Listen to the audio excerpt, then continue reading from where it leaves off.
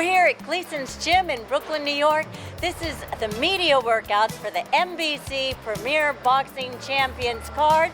It takes place April 16th. It's at the Barclays Center in Brooklyn, New York. And now we're going to get a chance to look at some of these athletes and their workouts, their performance, their style. Hey, now tell us a little bit about how all your training and everything went here. Heavy, hard, painful,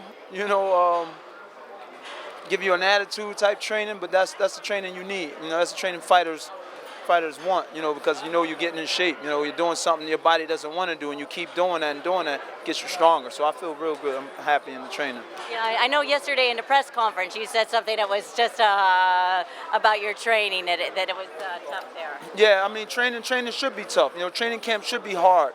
Training camp should have you about to curse your trainer out, because he pushing you to a point to where he's breaking you. It's like the military, in boot camp. They break you in boot camp, mentally and physically, but they build you up in the gentleman, so that's what happens in camp, They break you, the trainer breaks you and then builds you into a champion, And how's your weight doing? Weight's great, same as when I fought Tarver. Same as when I fought Glasgow. 203, 204, it's nothing. Anything special for this gentleman that you're fighting that needs to be done? Yeah, it's always something special, something different. When you're fighting a different opponent, but nothing. Yeah, all right. Nothing crazy. Just we're gonna get in there and work. We're able to adapt and evolve. Experience. You didn't learn something from it, you took punishment. But you're going to get one of these two regardless, every time you step in the ring. You're going to learn from it. Tyson Fury, smallest guy he ever fought, put him on his back. We don't want to be in that position. Yeah. Listen, the Tyson Fury fight was a straight up, give me the dice. That's the biggest dude. He's talking, he'll sell the fight. It'll look great if and when we beat him. Let's go. And overall, it's a challenge, me being the smallest guy. So I wasn't picked to do anything but get wiped out. But what I did do, in actuality, I won more in that fight than he did. Because now today he's the heavyweight world champion. That's making me look good, to an extent.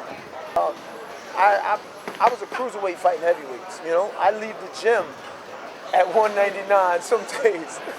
Sweating. I work so much, man. I like to work. I like to run, swim. I do everything, So I get to the gym and I'm 208. Boom. I'm leaving the gym 199, 200.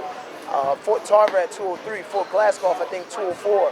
I fought Fury at 210, but I'm killing a gallon of milk before I got on the scale, just to look big. Just to look big on the scale. My thing is, a fight is a fight. I don't care if I'm 160 pounds and he's 270. I was 208 for 269, 7 feet Tyson Fury. It doesn't matter to me, man. A fight is a fight. I'm a man. I'm a grown man. I got arms and legs just like he do. Let's go to work, Great ambassador for the sport. It's something people don't touch on enough. You have champions, world champions that are great in the sport and have never fought around the world. This is one of the few guys, every world championship belt he won in another country. Now, who else can say that?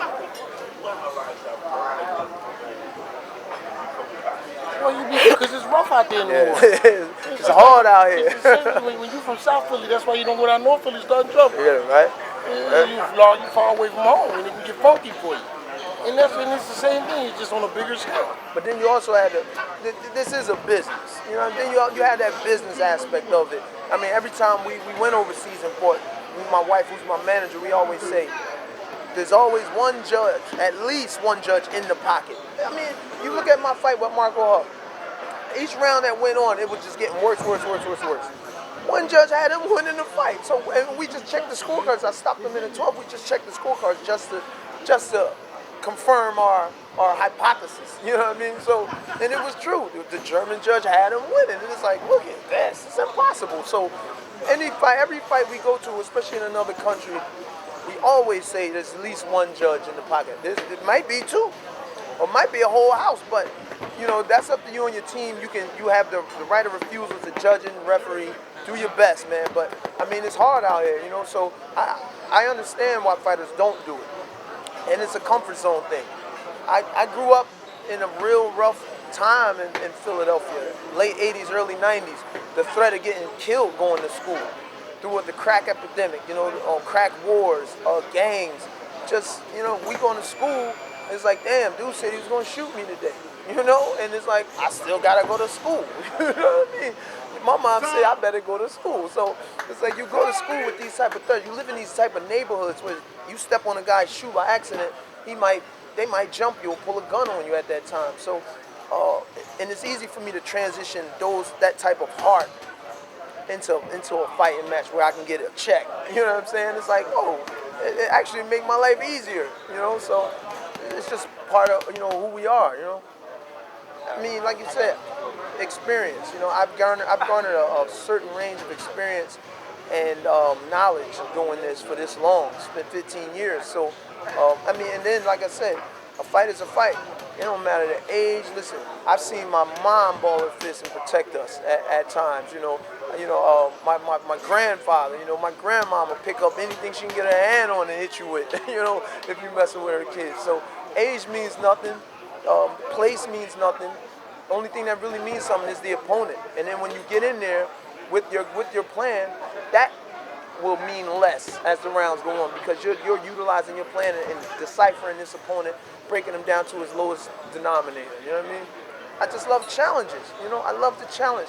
But now there's also other motivations, like now I have kids. I have businesses. I have real estate stuff I want to do for after boxing, I put money into, so I need that money for this now, versus just getting a car or a house. I'm trying to secure a future so I can get money for my children's college funds and stuff like that. So the motivation is still the same, but it's added, some other stuff is added on. The point you made about the motivation to fight after longevity in the sport, I think my grandfather said it best, what I see with a lot of older fighters. My grandfather said they want me to retire, and they finally starting to pay me a decent wage. He said, I'm just getting a decent wage. Now they want me to, now it's time for retirement. He said, I should have retired back when they was paying me nothing. Right. He said, Well, say a shout out to your fans there. Shout out to the fans of USS Cunningham. We underway, baby, Saturday. Thank you. Thank you. I'm Kristal Hart reporting from Gleason's Gym here in Brooklyn, New York. This is Premier Boxing Champions. It's the NBC card, once again, April 16th at the Barclays Center. Hope you've enjoyed the show, and we'll see you at the fights.